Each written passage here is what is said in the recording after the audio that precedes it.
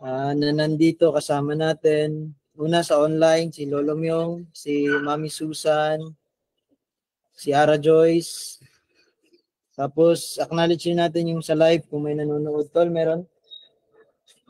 Hindi pa natin maano. Pero yung mga nanonood din sa live, so acknowledge din natin. Tapos tayo dito, so nandyan si Ronick, si Tita Che, at saka si Casey. So ulit, magpapatuloy lang tayo dun sa mga naaral na natin. And ang goal natin is matapos tong Jeremiah 31.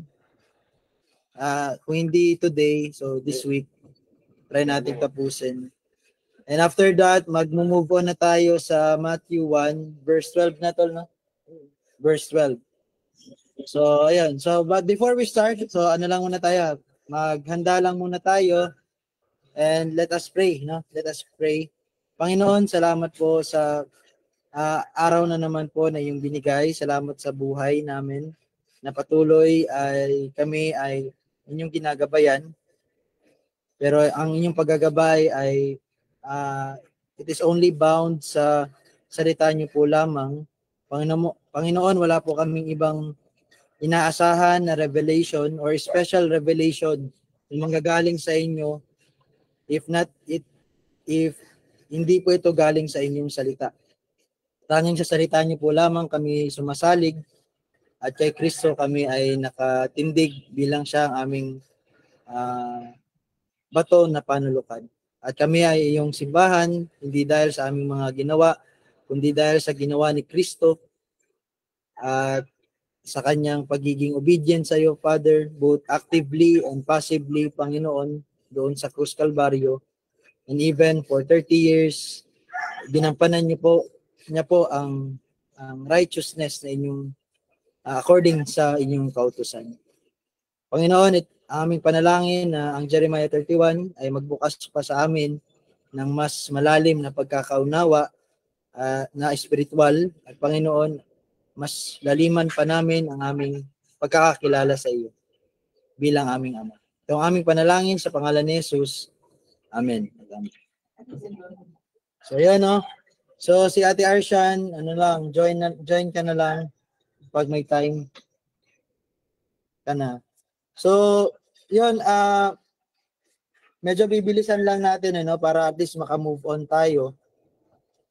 So, yun, yung nabasa na natin at paulit-ulit naman na rin nating nababasa is from 10 to 14. So, babasahin ko na lang rin ulit sa inyo. Inyong pakinggan ang salita ng Panginoon o mga bansa at inyong ipahayag sa mga pulo sa malayo.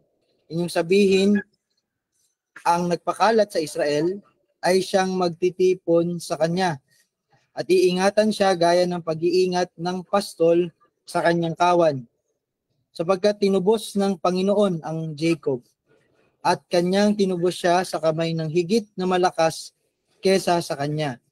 Sila'y darating at aawit ng malakas sa kaitaasan ng Zion at sila'y magniningning dahil sa kabutihan ng Panginoon, dahil sa butil at sa alak, langis at dahil sa guya ng kawan at ng bakahan, at ang kanilang buhay ay magiging gaya ng dinilig na halamanan, at sila hindi manlulupaypay pa. Kung magkagayoy, magagalak ang dalaga sa sayawan, at ang mga binata at matatanda ay magsasaya. Gagawin kong kagalakan ng kanilang pagluluksa, aalawin ko sila, at bibigyan ko ng kagalakan sa kanilang kalungkutan. Bubusugin ko ng kasaganaan ng kaluluwa ng mga pari, at ang aking bayan ay masisiyahan sa aking kabutihan, sabi ng Panginoon. So, napag-aralan na po natin yung verse 10, 11, at 12. Kahapon natapos tayo sa 12. Pagpapakita po talaga na itong binigay sa atin na pagtubos, no? Una, yung sa from pangangalat. Alam po natin ang naging dahilan ng pangangalat.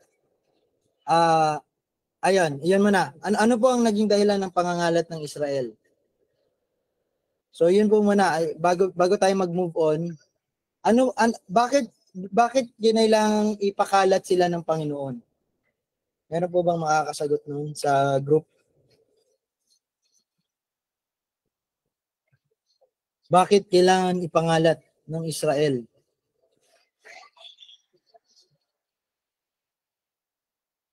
Baka meron kayong natatandaan tungkol dito. So, unahan ko na lang muna ulit. So, ang pagpapangalat ng Panginoon ay alam natin na ang lahat ng nangyari sa Israel, ito ay itinakdanan niya. Ito ay kanyang kumbaga plano para sa kanila. Kasi okay.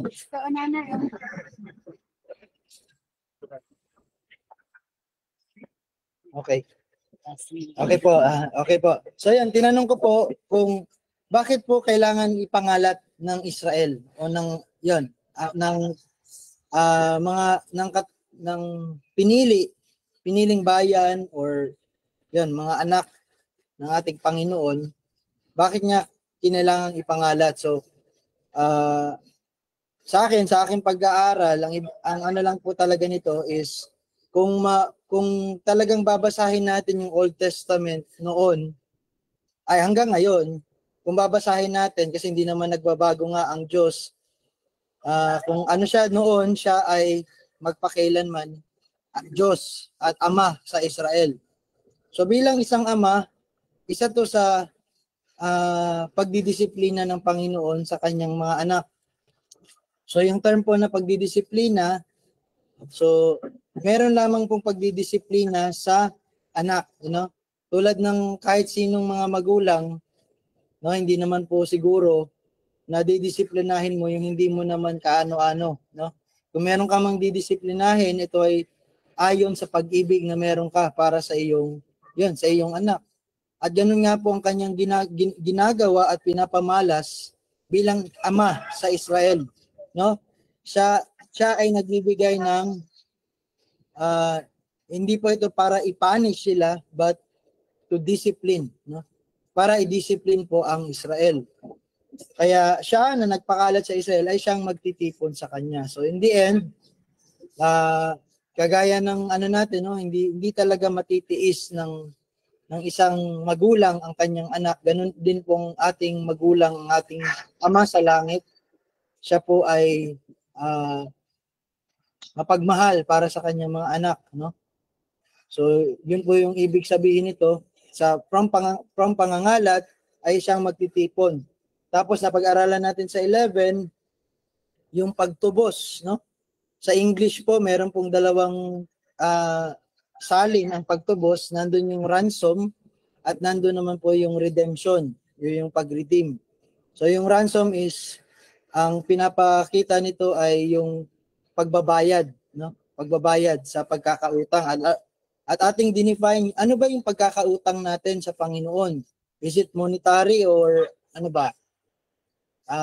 And nalaman natin na dahil nga ang Panginoon, ang Diyos, in His attribute, He is holy. So, any sin, ang kahit na anumang kasalanan ay infinitely, sa Kanya, tawag dito, kumbaga, moral debt or moral na utang natin sa Panginoon, yung ating pagkakasala sa Kanya bilang siya ay tawag dito, banal. So kahit gaano kaliit, basta kasalanan, napakalaki na yung pagkakautang sa Panginoon. Pero nalaman din natin na yung pagtutubos, kailangan talaga ng manunubos o yung tinatawag na redemption o redeemer. Ibig sabihin, pag sinabing redeemer, nandun po yung pagiging lehitimo nung gumagawa ng transaksyon. Bilang siya ay ama sa atin, so siya lamang ang meron talagang kakayahan or merong kapasyahan, Hindi lang po kakayahan, Kasi kakayahan pwede mong gawin, pwede mong hindi gawin, di ba? Tulad pag nag-aaral, pag nagtuturo kayo, anong kaibahan ng he can at saka he will, He can, sabihin, kaya niya. Pero paano kung hindi niya will na kayo itubusin? So yung mabigat na doon is, ito yung pagpapasya, God's will po ito. Na sa kanyang anak, na kanyang ipinangalat, ay kanya ulit itinipon. At ang kanyang pagtitipon ay wala siyang binypass na kasi nga siya ay banal, so wala siyang ibabypass sa kanyang kautusan. So, ang banal na Diyos ay siya yung nagbibigay ng kabanalan una sa pamamagitan ng kanyang mga kautusan.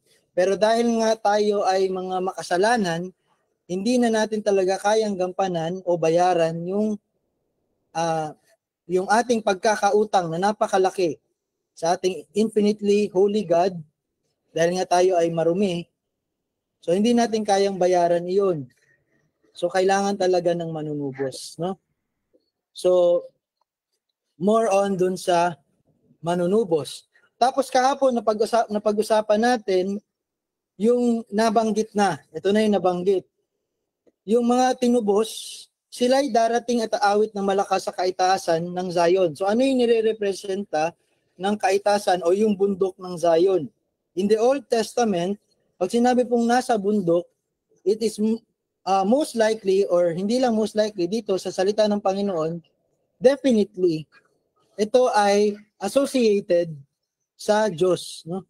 He is in the high places. Kaya nga po, when we are talking about idols o mga Diyos-Diyosan, ano yung mga ginigiba, yung mga kuta sa mga matataas na tawag dito, mga lugar. Kasi nga, ang ginagawa ng tao, pinapalitan nila yung Diyos. No? Yun po yung nangyayari. And dito, malalaman natin na tunay, itong Israel, yun yung naging kasalanan ng Israel. Sila ay sumamba sa mga Diyos-Diyosan. Pinalitan nila ang tunay na Diyos na mga hindi naman Diyos, na mga patay at wala namang tenga, wala namang mga mata na mga Diyos-Diyosan.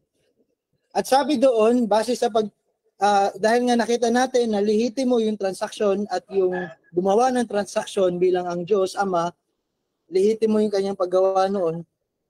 So yung mga mangyayari at sila ay magniningning dahil sa kabutihan ng Panginoon ay siyang naganap nga. No? Sabi dito, dahil sa butil at sa alak, langis, at dahil sa guya ng kawan at ng bakahan, at ang kanilang buhay ay magiging gaya ng dinilig na halamanan, at sila hindi manlulupaypay pa. So nabanggit yung mga, anong tawag dun sa mga butil, mga commodities, yung mga pangangailangan. So ibig sabihin, ito talaga, hindi lang to yung binigay na kalayaan ng Panginoon, yung kalayaan mula sa mga nagsumakop sa kanila na mga mas malalakas kaysa sa kanila. At kahapon na pag-aralan natin na yun naman sa atin ngayon ay it talks about yung kasalanan, no? Hindi talaga natin kayang kumawala sa kasalanan kasi nga yung mismong katawan natin ay ito ay galing sa kasalanan, no? Ito ay nagmula sa kasalanan. Tapos natawag na napag-usapan din kahapon yung reference natin from Hosea chapter 13 verse 13, yung Sheol o yung lugar ng mga patay, no? So sa Sheol, gaya ng pag-i-illustrate ng ating Panginoong Hesukristo sa kanyang parable o sa kanyang ano ba yung parable? Yung mga ano na sa Tagalog yung parable tol? Kanyang talinghaga. Okay, opo. Talinghaga po. Salamat po, Lolo Myong.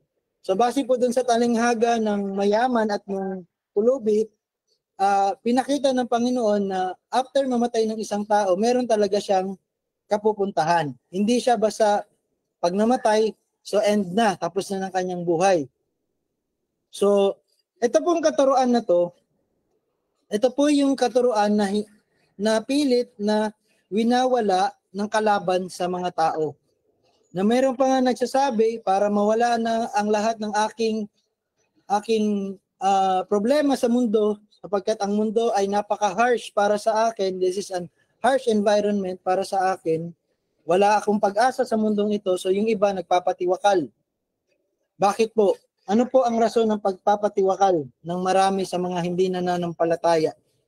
Ito po ay dahil sa kasinungalingan na naipasok sa kanilang mga utak na pagkatapos ng buhay natin dito ay wala na. Pero malinaw po sa salita ng Panginoon na hindi po doon nagtatapos. Na meron pong tinatawag na Sheol. Pero yung Sheol na yon, alam natin na may dalawang parte po yon. Merong yung nasa ano ba yung busog or nasa ano, nasa tabi or nasa kanlungan. Nasa kanlungan ni Abraham bilang siya ay isang matuwid, no? Matuwid na anak ng Panginoon, no? Si Father Abraham. At yung isa naman ay doon sa saan? Sa kumukulong asupre, no? O doon sa tinatawag natin na impyerno. So, yun, pinakita natin na yung dalawang realidad na yon ay mas malakas talaga sa atin. Hindi talaga natin kayang kumawala kasi lahat naman tayo mamamatay. Naniniwala po ba tayo na lahat tayo ay mamamatay? Dahil nga, ang katawan natin ay puno ng kasalanan. Hindi po ito yung huli, no? Afterlife is afterlife, no? Or eternity. So, verse 13, ito naman yung ating at sila hindi manlulupaypay, yung verse 12. Ang ibig sabihin nito, hindi po ito ito pong hindi manlulupaypay, it is not universal. Ito ay nakalaan lamang para sa kanyang mga chosen people o sa Israel, no? Dahil sila ay tinubos ng kanilang ama, sila ay ni kailanman ay magkakaroon ng dahilan upang madismaya, no? Madismaya sa pagtubos na iyon ng Panginoon sa kanila. Kung magkagayoy, ito na 13. Kung magkagayoy, magagalak ang dalaga sa sayawan. So may nabanggit na naman, no? May nabanggit sa mga dalaga. At ang mga binata at matatanda ay magsasaya. So merong sayawan, merong pagsasaya o piging, gagawin kong kagalakan ang kanilang pagluluksa. Aalawin ko sila at bibigyan ko ng kagalakan sa kanilang kalungkutan. So ano po yung mga binabanggit ng ebanghelyo ng Panginoon naman dito sa verse 13? Muna may pagsasayaw, may kasayahan, may pag-aaliw, may pagluluksa, no? Na pinagmula nila, sila ay nagmula sa pagluluksa. At mula sa pagluluksa, ito ay papalitan o ibibigay sa kanila ay ang kagalakan. So ano po yung nire-represent nito or ano po yung sinasabi ng Diyos dito sa salita niya sa verse 13? So, unahan ko na lang muna ulit, tapos sunod, kayo naman, kung meron kayong maidadagdag. Sa online, raise nyo lang yung hand nyo, no, kung gusto nyo sa amin, magbigay ng, alam nyo yun, yung inspired inspired by God, no, na revelation or special revelation according sa kanyang salita. So, kung mapapansin nyo, may nabanggit dyan, dalaga. So, sa New American Standard Version, ang sabi doon, then the virgin will rejoice in the dance. So, ano po yung sinasabi nito? Bakit virgin? Bakit dalaga? Kanina si Israel ang binabanggit, ngayon naman virgin. Ano pong meron sa isang birhen? So, bukod sa malinis. Ibig sabihin, yung mga hindi na virgin, hindi na malinis. Yes, pwede. Pwedeng ano yan, no? Pwedeng ano po yun. Pwedeng tunay, tama po yun. Pero hindi naman talaga, when you are not a virgin, hindi ka naman, not necessarily, hindi ka na rin malinis. No? Kasi meron tayong tinatawag na binigay rin sa atin, biyaya rin sa atin, yung tinatawag na matrimony. No? Yung ikakasal tayo sa ating asawa, no? Sa ating asawa. At dito, in reference sa Israel, so kaya nabanggit dito yung pagiging dalaga kasi nga una ang Israel nag-engage ang Israel sa mga Diyos-Diyosan, no? Supposedly Israel is para sa Panginoon, no? Para sa Panginoon. Ngunit ang Israel, siya ay sumuway, siya ay sumamba sa mga Diyos-Diyosan.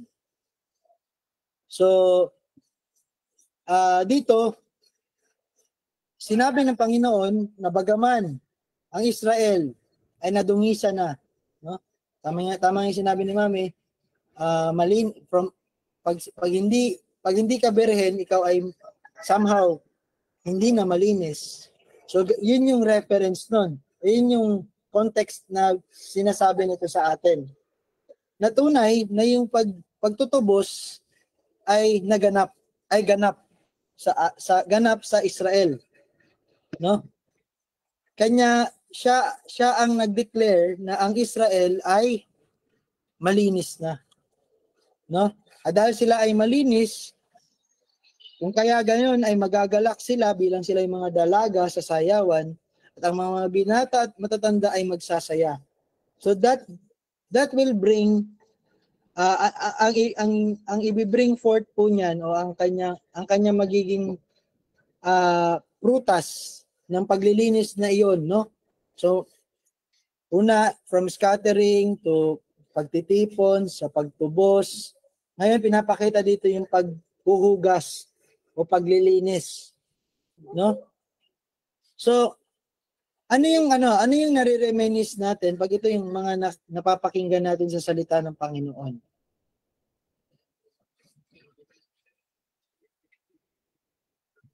So as holy, chosen people of God, ano yung nare-reminisce nyo? Ikaw, Ara, baka meron kang gustong i-share sa atin. Si Mami Susan, ano yung, pag sinabi pong reminisce, ano po yung naaalala nyo? Ano yung naiisip nyo? No? Ano po yung nagugunita ninyo? No? So, dito, ang hindi lang nagugunita dapat natin ito, kundi ito ay ating natatamasa. No? Sa araw-araw, na ating pamumuhay ay hindi na natin binibigay sa mga Diyos-Diyosan, sapagkat tayo'y nalinis na, at ang ating kagalakan ay may isa tayong Ama sa langit na kailanman ay hindi tayo hinayaan, bagkus tayo ay from pangangalat tayo ay tinipon at kanyang tinubos at kanyang hinugasan. No? At sa kanyang bundok tayo, ibig po sabihin ng bundok, it represents that our worship is towards the true living God. Ibig sabihin, our worship is not in vain. Hindi po walang kabuluhan, bagkus itong lahat ay katanggap-tanggap na sa mata ng Panginoon, sa ating Ama sa langit, no? Kaya nga 'di ba, ang pinakamagandang pinakamagandang illustration nun, pag nasa isa tayong 'di ba, pag kunyari sa isang culmination, yung mga anak ng mga may anak, no? Na sabayan silang nagsasayaw. Pero saan nakatingin yung ama? Siyempre hindi sa ibang anak, kundi doon sa kanyang anak. At lahat ng ginagawa ng kanyang anak ay maligalig para sa kanya. Natutuwa ang ama sa kanya. So sana yun po yung yun yung natatamasa natin o na-experience natin. Na sa ating pamumuhay Kristiyano, hindi na lamang po ito magbibigay sa atin hindi na po ito magbibigay sa atin ng parang wala namang nangyayari sa namin, sa church namin, or dito sa ginagawa ko sa pang-araw-araw, parang wala namang fulfillment para sa atin. Well, our fulfillment is not for our own glorification, but our fulfillment is that our God in heaven, our Father in heaven, will be glorified in us. No? And only we can do that not by our own works.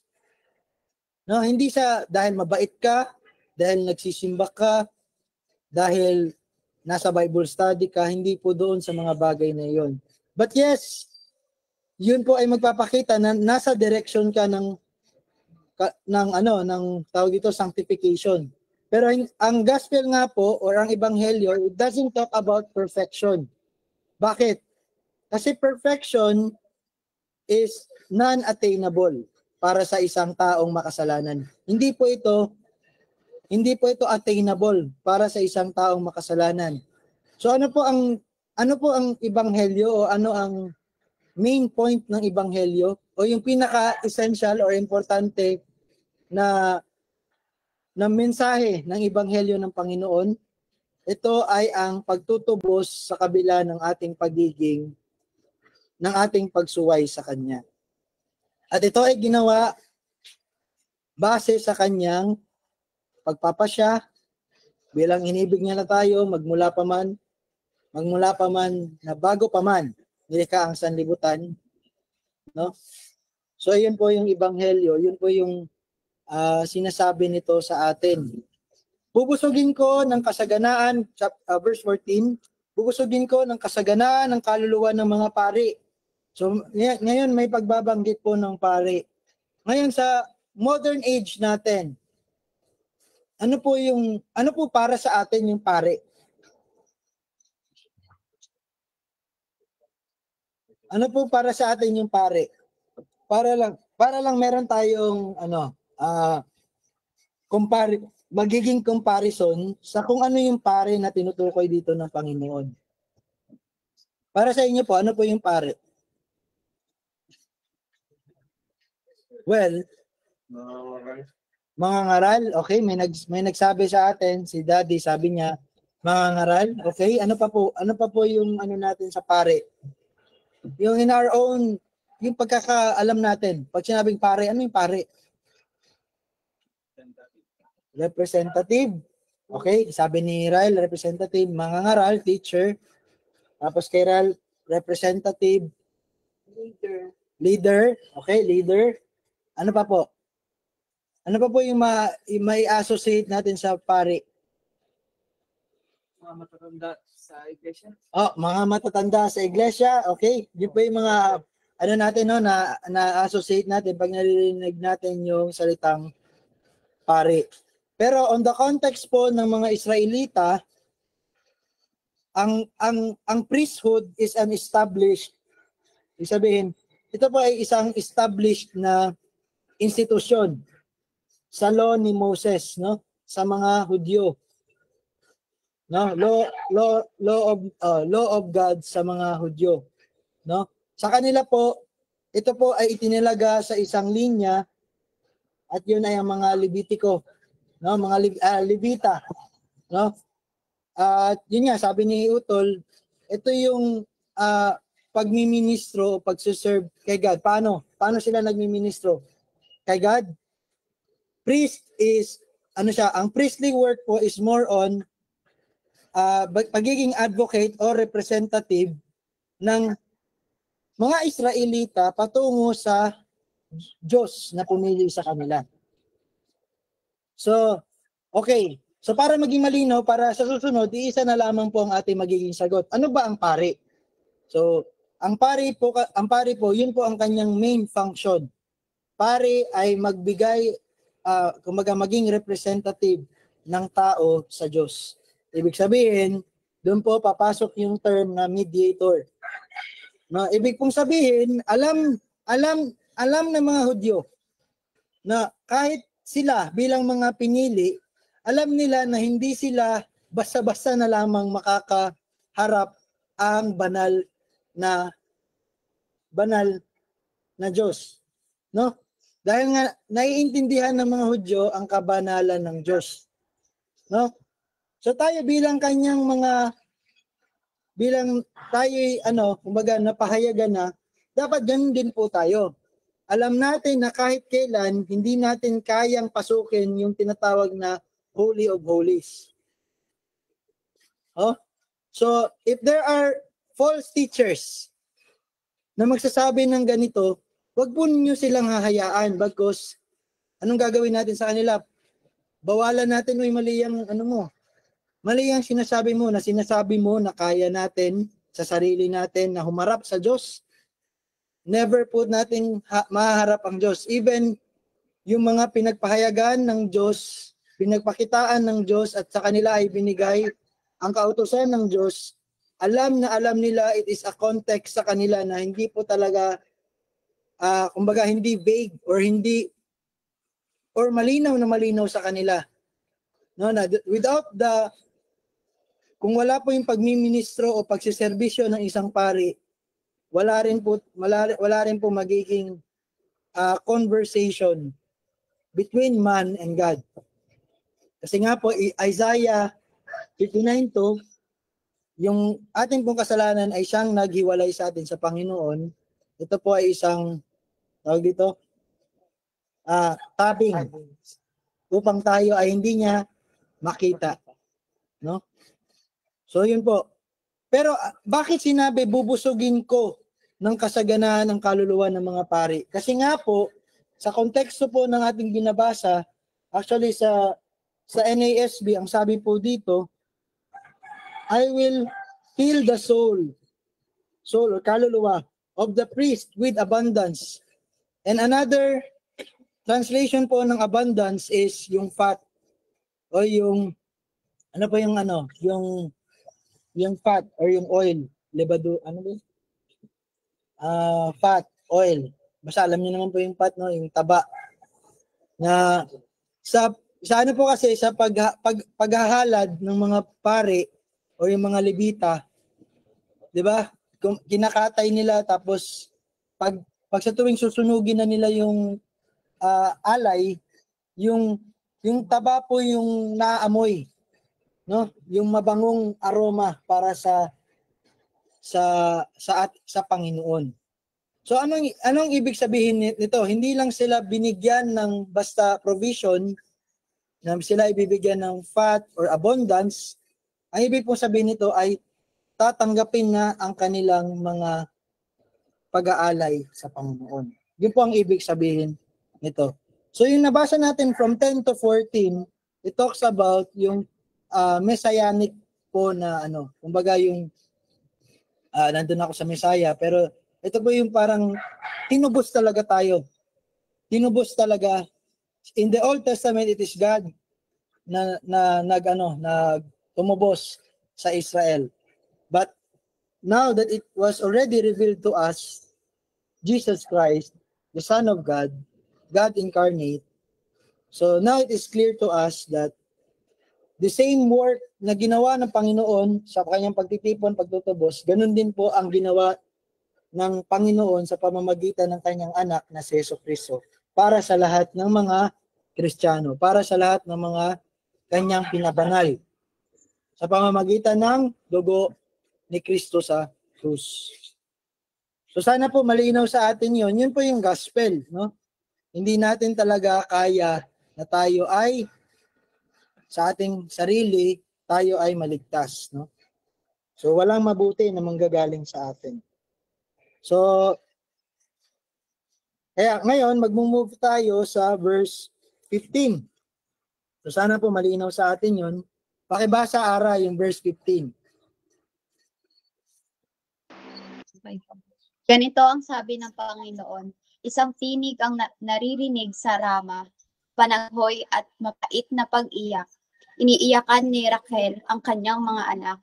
Siya ay tumatangging umaaliw dahil sa kanyang mga anak, sapagkat sila'y wala na.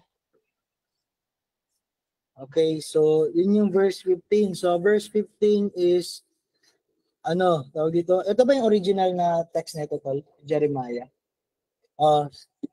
Kumbaga, siguro nabasa nyo na to sa New Testament. No? Anong yan? Matthew? Yung time na pinapatay yes. Nabasa nyo na ba to sa Gospel? Actually, malapit lang dito sa pinag-aaral natin. We are at Matthew 1, pero kung mag-move tayo to the next chapter, dun mababasa natin. Ito ay binanggit ni 17 to 18 ang sabi dito sa Matthew verse 2. Chapter 2. Sa Ebanghelyo, ayon kay Mateo, no? Kaya't natupad ang sinabi sa pamamagitan ni Propeta Jeremiah. Isang tinig ang narinig sa Rama, pananangis at malakas na panaghoy, tinatangisan ni Raquel ang kanyang mga anak, ayaw niyang paaliw sapagkat wala na sila. So dito nag-jump tayo doon sa New Testament. Pero by the way, ano pong pagkakaiba ng Old Testament at saka New Testament? And how are they interrelated? Meron po bang pwedeng magbigay sa atin ng enlightenment? O para lang maging malinaw sa atin. Ano ba yung pagkakaiba ng Old tsaka New? Kasi ito, binabasa natin, inaaral natin kay Jeremiah in the Old Testament, prophet. Pagkatapos, binasa ulit natin, this time, si Matthew bilang apostol, he made reference once again to the Old Testament. Meaning, ano po yung pinapakita dito? The Old and the New are interrelated. Actually, it talks about one subject. No? So, para maging malinaw sa atin, ang Old at saka New, hindi po yan, ang pagkakabahagi po niyan, hindi po, marami kasi magsasabi, sa madaling sabi, Old Testament before Christ, New Testament is after Christ. Well, yes, totoo. Pero para po mas maano sa atin, mas maging malinaw po sa atin, yung Old Testament po, no? Yung Old Testament ay yung New Testament sa Old Testament noon ay nakatago. Ibig sabihin, even in the Old, nandun na yung New Testament. Pero sa Old lang, yung New ay nakatago pa. No? Okay. But sa New Testament naman, yung Old Testament ay ipinahayag na. Okay? So ganun po yung interrelationship ng Old sa New. No? Sa Old Testament, nandun na po yung New Testament, nakatago lamang. Sa New Testament naman, naandun pa rin po yung Old Testament, inihayag na. No? Meron ng kasagutan. Kasi sa Old Testament, Ayan po, sige po. may nabasa kasi ako doon na about Sarah and Abraham. Opo. Doon sa Old, sila mag-asawa. Opo. Pero sa New, dito sa Bago, magkapatid pala sila sa ama. Sinabi ko din kay Rarlene. Okay. Sa Old din, magkaiba ang nila. Sa Old, hindi sila magkapatid, mag-asawa sila. Pero yung mga kamatayan nila, the same, 127 namatay si Sarah, 177 naman si Abraham. Pareho yun. Pero yung nila, magkapatid sila sa ama, dito sa Bago. Pero sa Old, walang sinasabi magkapatid sila. Kaya, Okay. kasi binasa ko na yung Old, binasa ko yung Bago. Kaya ako, ibang ako. Okay, pero sige, aralin Dol na mo yan, Dol? Yung lang kay Abraham sa kay Sarah. Oo. diba may Magkaiba talaga. sinabi ni Abraham dun sa sabihin mo kapatid ko sa Okay. Oo, dahil nga papatayin. Hindi, pero talaga sa nabasa ko talaga na magkapatid. Talaga sila magkapatid sa ama. Dalawang nanay nila. Okay. Talagang magkapatid. Basa ko yung sa Bago, dito sa Bago. Hindi siya nagsinungaling. Tunay pala sila magkapatid. Magkapatid sila ganun sa po ama. ba? May nabasa ko yung sa Bago eh. Okay. Ito sa Bagong Bible, bigyan ni Rad sa akin. Pero Okay. sa Luma, wala akong nabasa yun. Magkaiba yun. Di ba Gab, inano nga niya na para sabi mo tumarang ko para siya patayin si Abraham. Oo. Pinabi nga niya doon sa mga na sabi mo magkapatid tayo. Pero kasi talaga magkapatid sila sama. Tunay pala yun. Hindi lang pala yun pag-ano. Okay. Pero ang naging kasalanan, kaya nga po, kung hindi ko lang kasi naaral yan tol pero base sa sinabi ni Lola Lita, hindi po talaga lahat ng totoo. Sinasabi niya po na hindi po talaga nagsinungaling si Abraham. Pero may ginawa po si Abraham nung mga panahong iyon. Iyon ay dininay niya yung promise sa kanya na sila talaga ni Sarah ay inano ng Panginoon na sila talaga ay yung panggagalingan ng isang anak na si Isaac. Kaya nga po, di ba? Every time na ginagawa ni Sarah, ni Abraham iyon sa kanyang, sabi niyo nga po, kung tunay po talaga sila magkapatid, kahit hindi yun pagsisinungaling, pero base sa pagpapasya at ano ang plano ng Panginoon, na sila po talaga ay hindi lang basta magkapatid, kundi sila po talaga ay ginawang mag-asawa para sa kanila magmula yung promise ng Panginoon na sila ay paparamihin. Pero ito nga, dito naman nabasa natin kay Matthew. So klarong-klaro na pinapakita ni Matthew dito na itong reference natin from Jeremiah 31 verse 15, it talks about the coming of the Messiah. Ibig sabihin, this is in reference with our Lord Jesus Christ. So ano yung nakita nyo dito? Bakit may pag-iyak? Kasi nga, in the time of Jesus Christ, yung siya ay bata pa, dahil nga na-threaten yung hari na ipinanganak na itong hari ng mundo, magiging hari ng mundo, na siya ay isang Messiah na magpapatuloy sa kaharian ni David. So pinapatay niya yung mga bata, no? Pinapatay niya yung mga bata.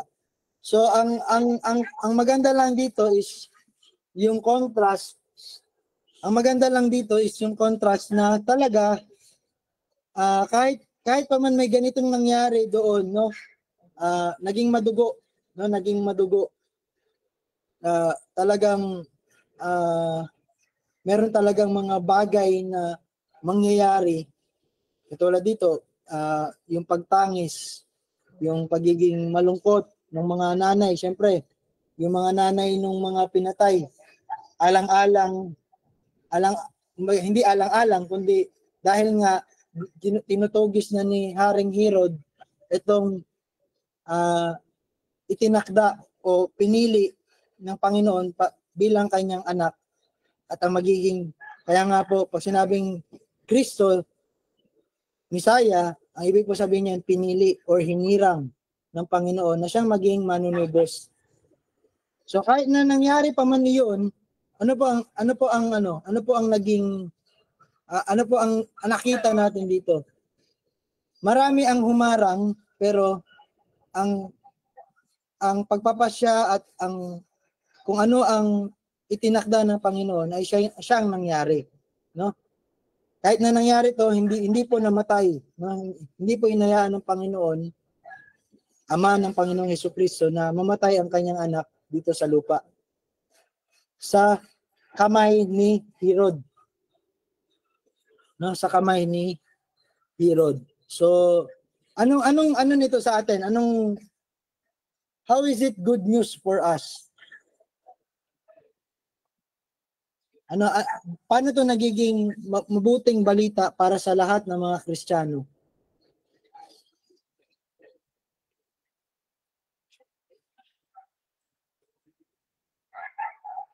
No? Paano po naging mabuting balita ito, no?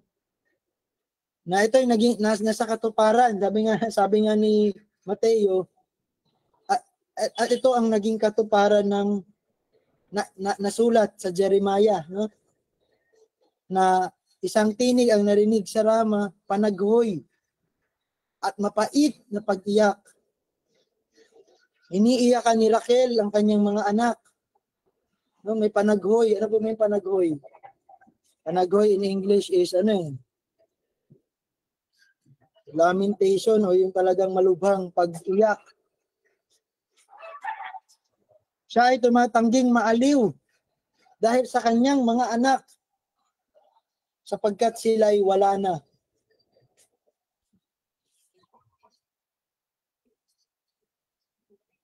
So nagiging medyo nagiging anticlimactic yung kanina. Okay na climax na no? From weeping to rejoicing.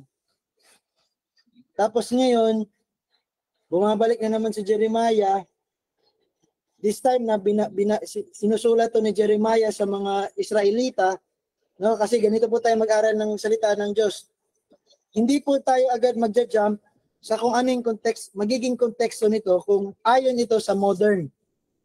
So, ang exegesis natin, ano yung sinasabi nito ni Jeremiah sa mga Israelita. Kasi si Jeremiah po ay ang sinugong propeta ng Panginoon sa Ephraim, no? Sa Israel. And by this time, syempre hindi pa na-reveal si Jesus Christ. So ano po yung nito sa kanila? Ano po kaya kung kayo ang Israelita, ano pong maiisip niyo dito?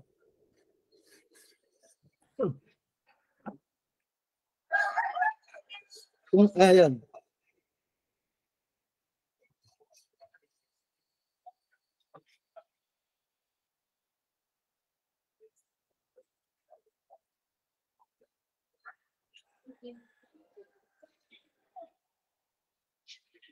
So paano po natin ano po kaya no? Gusto ko lang kayong kung paano kung kayo yung unang naka-receive. Sabihin, say you are the Israelites na pinagsasabihan nito. Ito yung sabi ni Jeremiah sa mga Israelita. Na may mangyayaring ganito, no? Na merong malubhang pagtangis. Bakit po kaya to isinulat ng propeta Jeremiah? So, the most definite answer is that God is making, kumbaga siya ay naghahayag or nagbibigay sa Israelita ng isang propesya. No? Ibig sabihin, dito po, talagang ang Panginoon ay tapat sa kanyang mga sinasabi sa Israelita. Dito ay nagbibigay siya ng isang propesya or signos. Pwede magdagdag. Okay, sige tol. Kasi dito sa verse 15, balakan natin. Diba ito, verse 15. Out of nowhere, diba? Hindi natin alam. Bakit ganito yung sinabi. And ngayon na nahayag na yung buo, nakita natin na sa Matthew 2:17, yun yung yung tawag dito, fulfillment ng katuparan ng propesya. And then, kung babasahin natin sa verse 16, ganitong sabi ng Panginoon, itigil mong yung tinig sa pag-iyak, ang iyong mga mata sa pagluha, sapagkat gaganti pala ng iyong mga gawa, sabi ng Panginoon. At sila'y babalik mula sa lupain ng kaaway. So parang yung verse 15 na yun nga na parang nagiging sign or propesya siya na kapag nangyari na ito, ang pagkatapos noon is yung verse 16. No? So, and kung makikita natin sa Matthew 2:17, yung nangyari yung sa Matthew 2:17 na sinabi ni Mateo na isa katuparan na yung propesya kay Jeremiah. So, kumbaga nagiging sign siya para sa mga Israelita na yung promise na redemption or pagliligtas or pagbabalik ng Panginoon ay kumbaga mangyayari na. So, para sa akin, yun, naging siya, signpost ba? Na kumbaga, ito kapag nangyari na ito, then verse 16 will happen. And verse 17 will happen. Parang ganun ba? So, yun yung parang naano ka.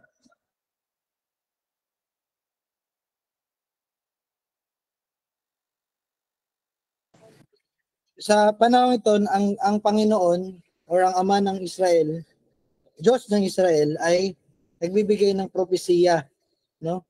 Na sa kanyang pagbibigay ng propesya, ito ay magkakaroon ng kaganapan. At sabi nga ni Utol, yung kaganapan nito ay kay Jesus, na siyang Mesiya, na siyang Kristo. So kaya nga yun yung naging tanong ko, what is it for us, no? So nasagot na yung sa Israel, no? Kung ikaw yung Israelita, so maano mo na mag-aano ka, okay. nagbigay ng propesya ang Panginoon, ibig sabihin mangyayari at mangyayari talaga ito, no? Ganun kasi ang function ng mga prophet. Kanina napag-usapan natin yung function ng priest. Yung function po ng priest is ang tayo ay inirerepresenta sa Diyos. Ang propeta naman baliktad, no? Ang function naman ng propeta, ang Diyos ay nagbibigay ng, kumbaga, may ginagamit siya para magkaroon ng mediator naman, para naman maintindihan o matranslate sa atin. So, yun po yung nangyari dito.